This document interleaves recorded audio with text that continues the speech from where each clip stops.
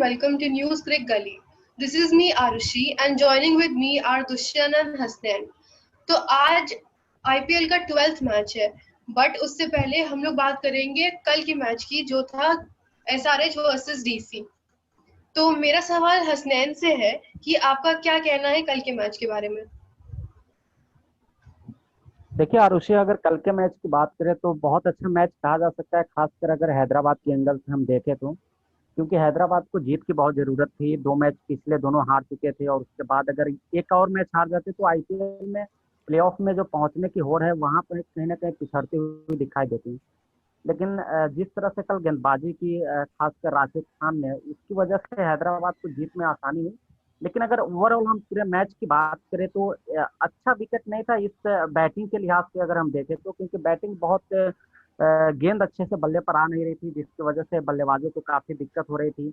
और इसका नज़ारा आपको शुरू में ही देखने को मिला सभी लोगों को, क्योंकि डेविड वार्नर और जॉनी बेयरस्टो जब खेल रहे थे और जिस तरह बल्लेबाजी कर रहे थे दोनों, उससे साफ ये लग रहा था कि उनके जो गेंद है बल्ले पर आसानी से आ नहीं रही है।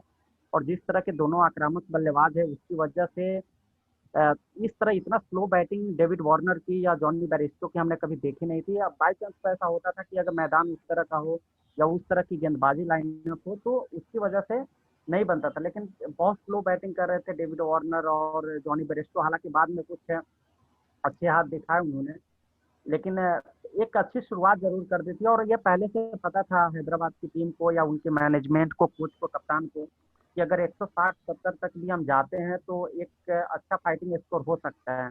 और उसी चक्कर में थे मुझे लगता है डेविड वार्नर और जॉनी बेयरस्टो की, किसी तरह स्कोर को 160-70 के आसपास ले जाया जाए। और डेविड वार्नर ने अच्छी बल्लेबाजी की, 45 रन बनाए उन्होंने, 33 गेंदों का सामना किया। बेयरस्टो की बात करें तो 53 रन बनाए 48 गेंदों में। मनीष पांडे से बहुत ज्यादा उम्मीदें थी लेकिन चल नहीं पाए। केन विलियमसन की वापसी हुई टीम में, 41 रन बनाए उन्होंने मात्र 26 गेंदों में। इनकी जो पारी थी इस मैच का टर्निंग पॉइंट कहा जा सकता है, क्योंकि वहां से मैच बदलना शुरू हुआ। उससे पहले बहुत स्लो बैटिंग हो रही थी, रन अच्छे से आ नहीं रहे थे। अब्दुल समद को पहली बार मौका मिला, जम्मू कश्मीर के चौथे खिलाड़ी हैं जिनको मौका मिला था आईपीएल में खेलने का, और उन्होंने अच्छी बल्लेबाजी की। ज़्यादा गेंदें तो खेलने को नहीं मिली, लेकिन जितनी भी बल्लेबाजी की उन्होंने अच्छा टीम के लिए अच्छा योगदान दिया।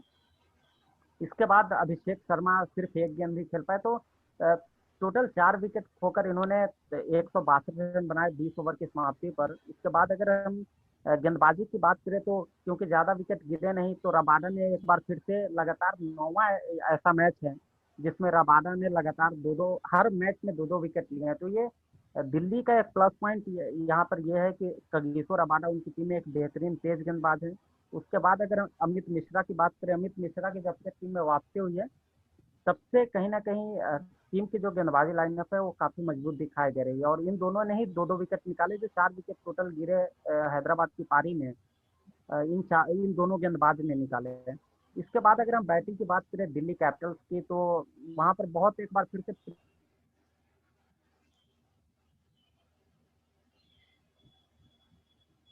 ना किया। इससे पहले क्या नहीं, इस आईपीएल में भी अगर हम देखें तो 1-2 पारी को छोड़ दे तो पृथ्वी शॉ का लगातार मतलब 1-2 पारी के अलावा बहुत अच्छी खेल नहीं पाए हैं। और लगातार ऐसा होता जा रहा है। मुझे लगता है कि पृथ्वी शॉ पर जरूर आगे टीम मैनेजमेंट या कोच या बाकी जो स्टाफ है वो जरूर उनसे बात करेंगे। शिखर धवन काफी संघर्ष करते हुए दिखाई दे रहे थे, अंततः 34 रन बनाकर आउट हो गए। अय्यर ने 17 रन की पारी के लिए। ऋषभ पंत से उम्मीद थी, ऋषभ पंत अभी तक इस आईपीएल में 3 मैच हुए हैं, तीनों मैच में अभी तक सिक्स उन्होंने नहीं लगाया था। कल के मैच में हालांकि 2 छक्के उन्होंने अभिषेक शर्मा के चौथे ओवर की अंतिम 2 गेंदों पर लगाए थे जरूर, लेकिन तो उनका टॉप फॉर्म जो है वो जारी रहा। इससे पहले जब आरसीबी के लिए खेलते थे पिछले आईपीएल में, तो उस समय भी इनका जो फॉर्म था वो काफी खराब था। आईपीएल में कुछ ऐसे खिलाड़ी हैं विदेशी जो यहाँ आने के बाद अच्छा खेल नहीं पा रहे। उसमें हेटमायर का नाम है, पूरन का नाम है, बेन स्टोक्स भी अच्छा नहीं खेल पाते हैं। तो देखना होगा कि आने वाले मैच में मुझे लगता है कि इनको ड्रॉप करके किसी और को चांस दिया जा सकता है। स्टॉइनिस से उम्मीदें थी क्योंकि पहले मैच में बहुत ही धमाकेदार बल्लेबाजी की, मात्र 11 रन ही बना पाए अक्षर पटेल। रबाडा ने अंत में अच्छे हाथ दिखाए लेकिन जीत के लिए जरूरी जो रन थे उतना नहीं बना पाए। अगर टोटल देखें तो 147 पर ही रुक गए, जैसा कि हैदराबाद या बाकी पिच रिपोर्ट को देखकर भी ऐसा लग रहा था कि 160 70 का जो स्कोर होगा वो अच्छा स्कोर होगा, और अंततः 15 रनों से टीम हार गई। लेकिन गेंदबाजी की अगर हम बात करें हैदराबाद की गेंदबाजी की, तो भुवनेश्वर कुमार ने अच्छी गेंदबाजी की। उन्होंने 4 ओवरों में 25 रन देकर 2 विकेट लिए। खलील अहमद हालांकि महंगे साबित हुए, लेकिन 1 विकेट उन्होंने भी निकाले। टीम नटराजन एक ऐसे गेंदबाज है जिनकी खूब तारीफ हो रही है।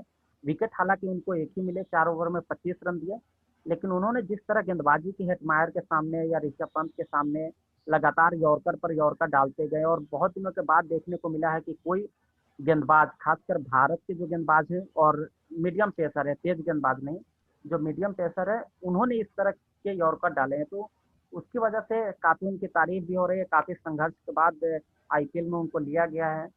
और इसके बाद अगर बात करें राशिद खान, तो ये सबसे जो मैच का अगर कहा जाए कि गेंदबाजी इस पूरे मैच में सबसे अच्छी की किसी ने, तो राशिद खान ही। उन्होंने विकेट भी निकाल के दिए, 4 ओवर में मात्र 14 रन दिए, 3 विकेट उन्होंने निकाले।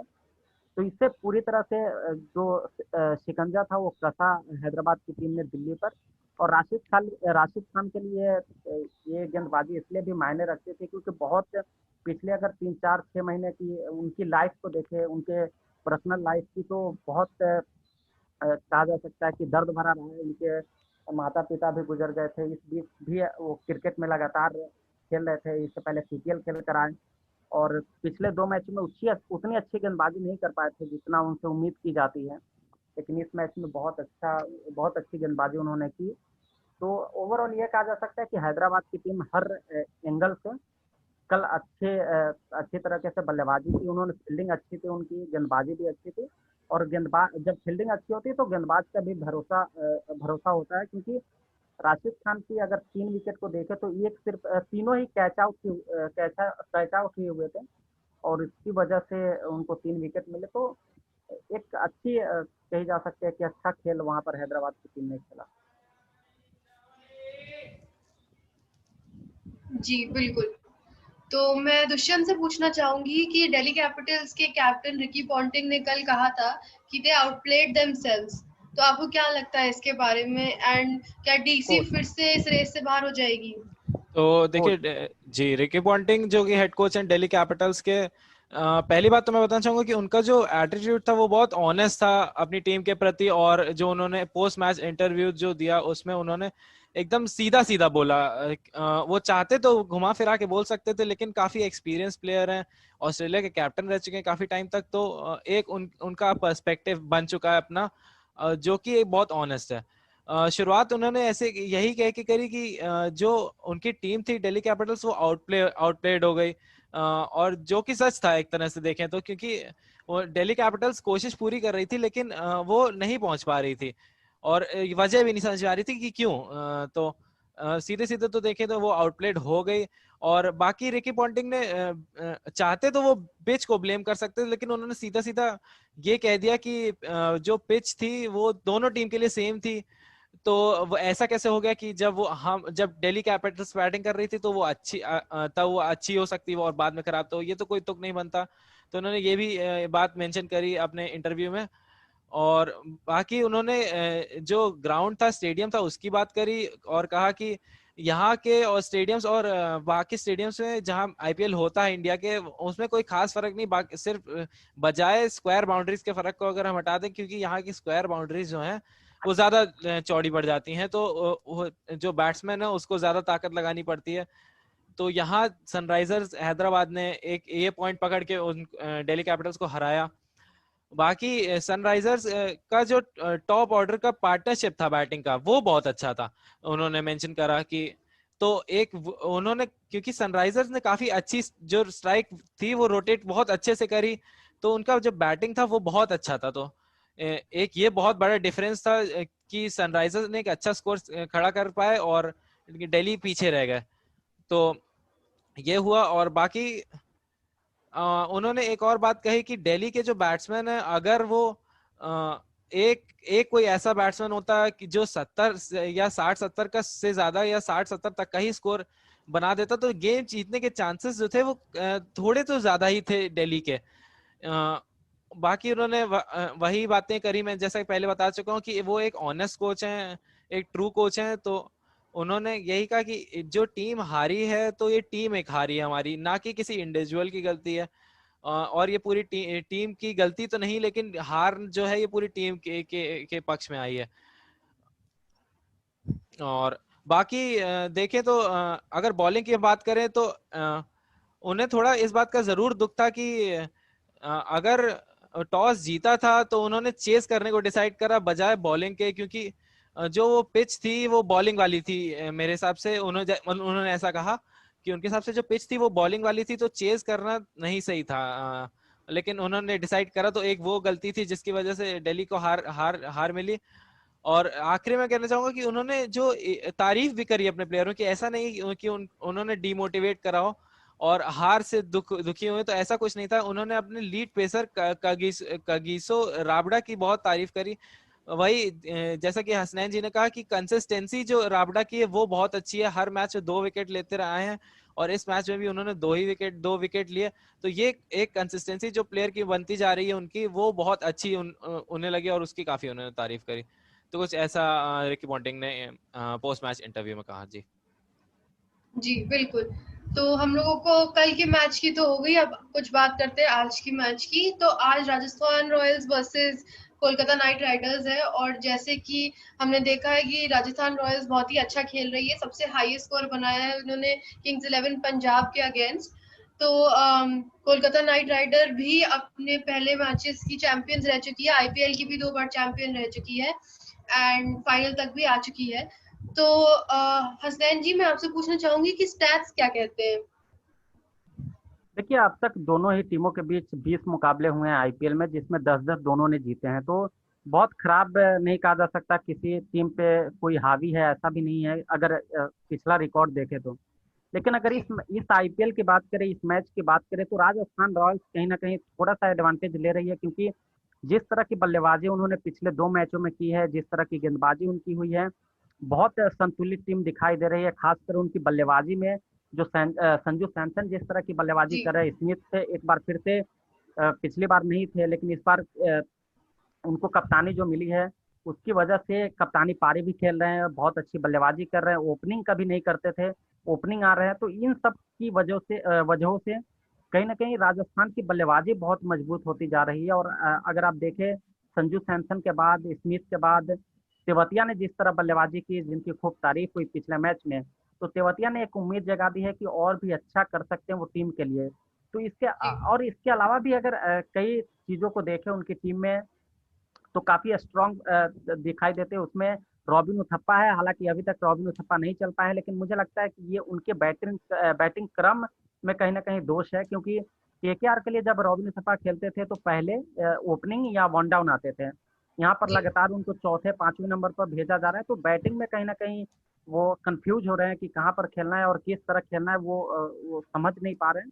रियान जी पराग एक अच्छे खिलाड़ी है, लेकिन अभी तक कुछ खास नहीं कर पाए। एस गोपाल बहुत अच्छा योगदान दे रहे हैं, अगर बल्लेबाजी में मौका मिला तो बल्लेबाजी भी अच्छी कर सकते हैं। जोफ्रा आर्चर ने गेंदबाजी और बल्लेबाजी दोनों से अच्छा प्रदर्शन किया है टीम के लिए। तो अगर हम बात करें राजस्थान रॉयल्स की, तो उन्होंने अभी भी अंक तालिका में सबसे ऊपर हैं। और जी उनकी अगर रन रेट की बात करें, वो भी बहुत अच्छा है, 4 पॉइंट्स उन्होंने अब तक ले लिए हैं। उनकी बैटिंग बहुत अच्छी दिखाई दे रही है, फील्डिंग भी अच्छी दिखाई दे रही है, और साथ ही गेंदबाजी में भी कुछ अच्छे नाम उनके पास है, जिसकी वजह से राजस्थान की टीम बहुत अच्छा कर रही है इस आईपीएल में। वहीं जी अगर केकेआर की बात करें, तो केकेआर के पास भी नाम अच्छे हैं, कई नाम अच्छे हैं, लेकिन उनका काम अभी तक देखने को मिला नहीं है, क्योंकि पहले मैच में एक अच्छे स्कोर का पीछा कर रही थी, वहां पे बिखर गई थी टीम। न उस मैच में रसेल चले थे, न उसके बाद मॉर्गन चले थे, तो उसकी वजह से टीम कहीं ना कहीं बैकफुट पे आ गई थी। इस मैच में जरूर उम्मीद की जा रही है कि एक अच्छी टीम के साथ मुकाबला करने जा रहे हैं, तो एक अच्छी टीम की तरह खेले। और राजस्थान ने पहली बार जब पहला आईपीएल हुआ था तो उस खिताब को उन्होंने जीता था, लेकिन केकेआर उसके बाद 2012 और 2014 में आईपीएल अपने नाम किया, लेकिन उसके बाद से दोनों ही जी टीमों को अगर देखें तो फिर से उन्होंने आईपीएल में कोई बड़ा काम किया नहीं है, ना आईपीएल ट्रॉफी जीते, और जो प्ले ऑफ है उसमें भी जगह बनाने के लिए काफी संघर्ष करते दिखे हैं। तो इस आईपीएल में दोनों ही टीमों को काफी उम्मीद है कि कहीं ना कहीं इस आईपीएल में कुछ हो जाए, लेकिन उससे पहले जो लीग मैच है उनको जीतना जरूरी है। और इन दोनों टीमों की बात करें तो मुझे लगता है कि आरआर की टीम में जॉस बटलर होंगे, क्योंकि पहला मैच नहीं खेले थे, दूसरे मैच में उनकी वापसी हुई थी, अच्छा कर नहीं पाए थे, लेकिन फिर भी जॉस बटलर खेलेंगे ऐसा लगता है।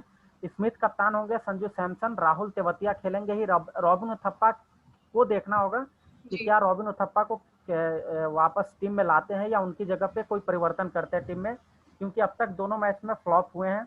रियान पराग खेलेंगे, एस गोपाल खेलेंगे, Jofra Archer, Tom Curran, Jaydev Unadkat और अंकित राजपूत। अंकित राजपूत ने पिछले मैच में भले इनकी हर गेंदबाज की पिटाई हुई थी, लेकिन अंकित राजपूत ने अच्छी गेंदबाजी की थी। तो भले विकेट बहुत ज्यादा नहीं लिए थे, लेकिन अगर रन बहुत कम पड़े थे उन पर। इसको देखते हुए ये कहा जा सकता है कि एक परिवर्तन मुझे लग रहा है कि आरआर में हो सकता है, नहीं भी हो सकता है, लेकिन इनकी जो गेंदबाजी है, खासकर जोफ्रा आर्चर, टॉम करन और अंकित राजपूत, एस गोपाल, ये बहुत अच्छी गेंदबाजी कर रहे हैं। बल्लेबाजी में जैसा कि हमने पहले भी बताया, बटलर अगर चल गए तो अकेले मैच जिताने की क्षमता रखते हैं।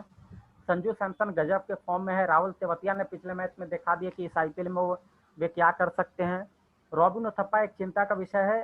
स्मिथ अच्छी बल्लेबाजी कर रहे हैं। रियान पराग को ज्यादा मौका मिला नहीं है, तो उसके बारे में हम कुछ नहीं कह सकते, लेकिन अच्छे बल्लेबाज हैं, युवा बल्लेबाज हैं, और भारत आने वाले दिनों में हो सकता है भारत के लिए खेलते भी दिखाई दे। एस गोपाल अच्छी बल्लेबाजी कर सकते हैं। जोफ्रा आर्चर ने अपने दोनों मैच में दिखाया कि किस तरह की बल्लेबाजी कर सकते हैं अगर मौका मिलता है तो। केकेआर की बात करें यहाँ पर, तो केकेआर की टीम में शुभमन गिल होंगे ही।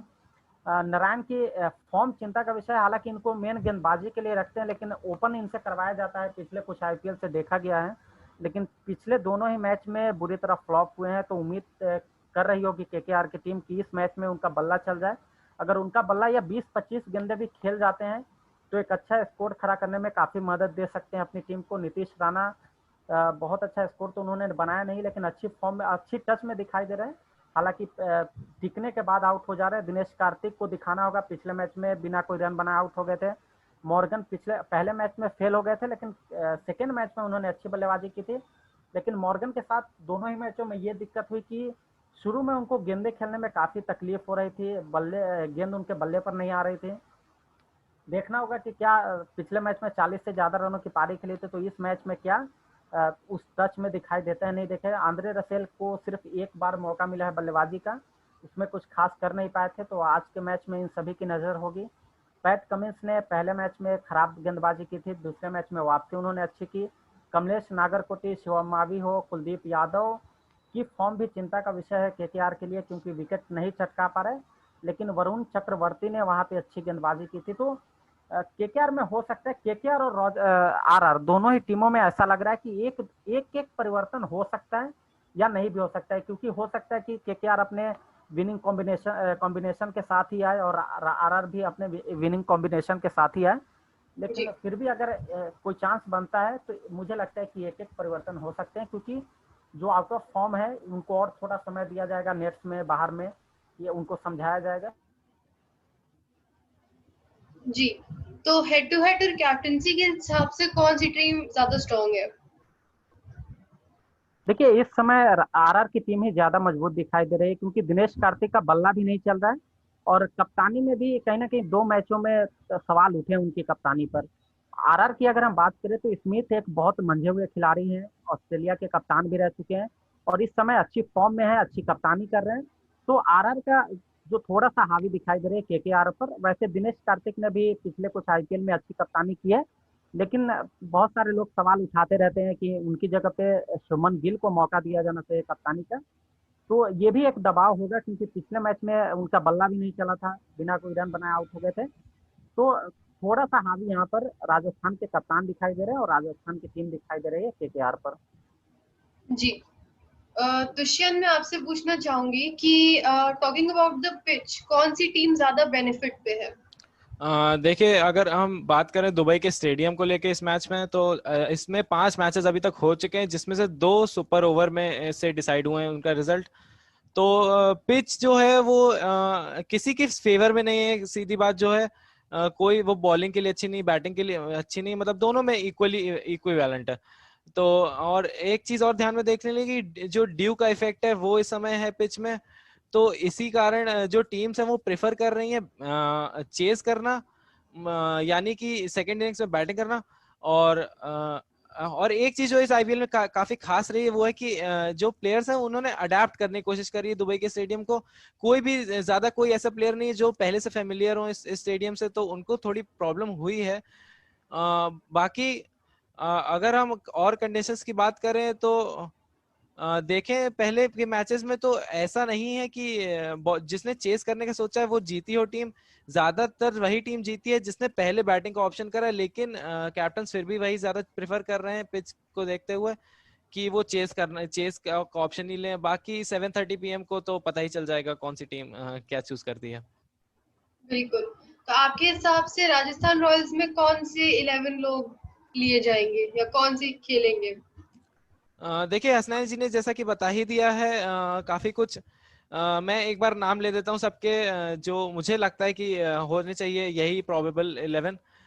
देखिए स्टीव स्मिथ तो कैप्टन ही रहेंगे, ये तो पता ही है। जॉश बटलर खेल सकते हैं, वो अगर खेले तो विकेट कीपर हो सकते हैं। और संजू सैमसन खेल सकते हैं, रॉबिन उथप्पा खेल सकते हैं, रियान पराग खेल सकते हैं, राहुल तेवतिया पिछले मैच में बहुत अच्छा खेले थे तो इसमें भी खिलाए जाने चाहिए। Tom Curran, Jofra Archer, Shreyas Gopal, Ankit Rajput और जयदेव उनादकत, ये 11 लोग का है कि शायद वो खेलें। जी जी।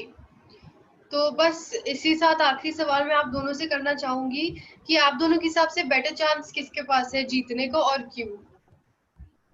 देखिए मुझे लगता है कि अभी तक आरआर ने जो मैच खेले हैं दोनों ही मैच शारजा में खेले हैं, जहाँ पे मैदान छोटे हैं, जहाँ पर गेंद बल्ले पर अच्छे तरीके से आ रही है, तो वहां पर रन बनाने में राजस्थान के बल्लेबाजों को ज्यादा दिक्कत नहीं हुई। लेकिन जी आज का जो मैच है वो दुबई में है और केकेआर ने ज्यादातर मैच अपने दुबई या अबू धाबी में खेले हैं, तो इसकी वजह से उनको यहाँ की परिस्थितियों का थोड़ा अनुमान हो गया है। राजस्थान को एकदम नई सी पिच मिलेगी। अब यहाँ पर देखना होगा कि राजस्थान अपने आप को कैसे ढालती है, क्योंकि नए मैदान पर नए तरीके से उनको ऐसा नहीं है कि आते ही आपको बल्ला भांजने लगेंगे जैसे संजू सैमसन या बाकी जो खिलाड़ी हैं जिस तरह शारजा में कर रहे थे। यहाँ पर थोड़ा टिकना होगा, तभी जाके गेंद अच्छे तरीके से, और स्पिनरों को मदद करती है। तो वहां पर वैसे भी जहां पर थोड़ी सी स्लो गेंदबाजी हुई बल्लेबाजों को मुसीबत हो जाएगी। तो इसलिए मुझे लगता है कि दोनों ही टीमों के पास अच्छा मौका है। राजस्थान अच्छे फॉर्म में है तो केकेआर भी पिछला मैच जीतकर कहीं ना कहीं अपने जो फॉर्म को है उन्होंने वापस लाया है, तो एक अच्छा मुकाबला देखने को मिलेगा। लेकिन राजस्थान की टीम मुझे लगता है कि थोड़ा सा एडवांटेज ले रही है इस मैच में। जी देखिए मैं पूरी तरह से सहमत हसनैन जी की बात से कि राजस्थान का जो है वो पकड़ा ज्यादा भारी है, क्योंकि उन्होंने एक तो अपने लिए इस आईपीएल में काफी नाम बना लिया है। पॉइंट्स टेबल में अगर देखें तो सबसे ऊपर चल रहे हैं वो इस समय, तो वो एक प्लेयर्स को कॉन्फिडेंस दे देता है। और राजस्थान नाइट राइडर्स की अगर हम बात करें तो वो टॉप 5 में भी नहीं आ रहे हैं अभी, तो उनको राजस्थान के खिलाफ जाने के लिए काफी एक इंटरेस्टिंग मैच होगा ये। और बाकी देखें तो ये चीज जो है राजस्थान का गेम वो बहुत अग्रेसिव रहा है, उन्होंने काफी सिक्सेस लगाए हैं, तो काफी इंटरेस्टिंग मैच देखने को होगा। लेकिन राजस्थान के जीतने के चांसेस ऑब्वियसली ज्यादा हैं क्योंकि वो अभी तक अपना एक नाम बना चुके हैं। और लेकिन काफी इंटरेस्टिंग मैच होगा बस। जी। तो आज का मैच तो काफी टक्कर का ही होगा, लेकिन कौन जीतेगा कौन नहीं ये तो हमें आज 7:30 बजे ही पता चलेगा। तब तक के लिए आपको सारी अपडेट्स न्यूज क्लिक गली पे ही मिलेगी। और thank you so much Hasnain ji and Dushyant for joining us, and please do not forget to subscribe to our channel, like and share this video. Thank you.